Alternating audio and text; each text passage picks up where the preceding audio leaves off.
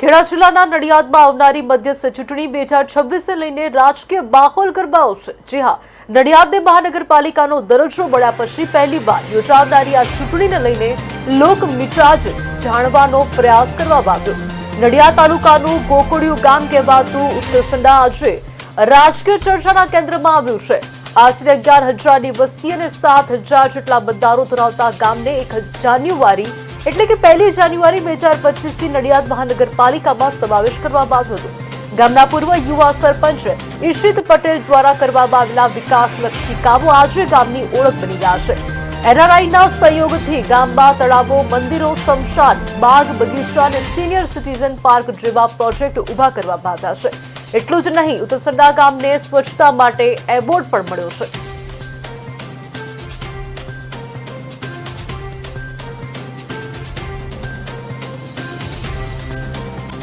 एक 2025 થી ઉત્તરસંડા ગામના વિસ્તારને નડિયાદના મહાનગરપાલિકાના વિસ્તારમાં લગભગ 16 મહિના થયા અને 16 મહિના બાદ આ મહાનગરપાલિકાનો મોટો એક ચૂંટણીનો ઉત્સવ છે।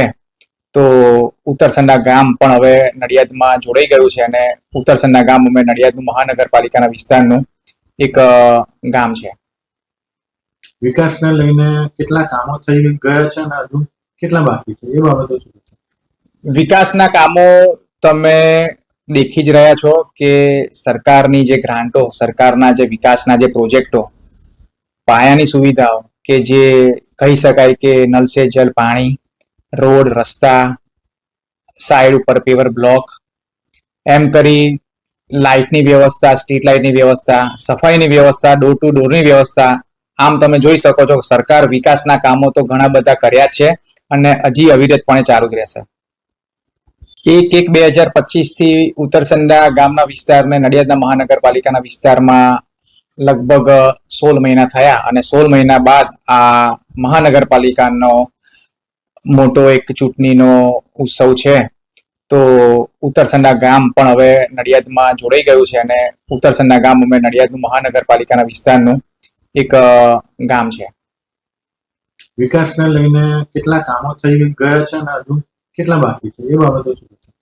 વિકાસના કામો તમે દેખી જ રહ્યા છો કે સરકારની જે ગ્રાન્ટો, સરકારના જે વિકાસના જે પ્રોજેક્ટો, પાયાની સુવિધાઓ કે જે કહી શકાય કે નલ સે જલ પાણી, રોડ, રસ્તા, સાઈડ ઉપર પેવર બ્લોક, એમ કરી લાઇટની વ્યવસ્થા, સ્ટ્રીટ લાઇટની વ્યવસ્થા, સફાઈની વ્યવસ્થા, ડોર ટુ ડોરની વ્યવસ્થા, આમ તમે જોઈ શકો છો સરકાર વિકાસના કામો તો ઘણા બધા કર્યા છે અને હજી અવિરતપણે ચાલુ જ રહેશે।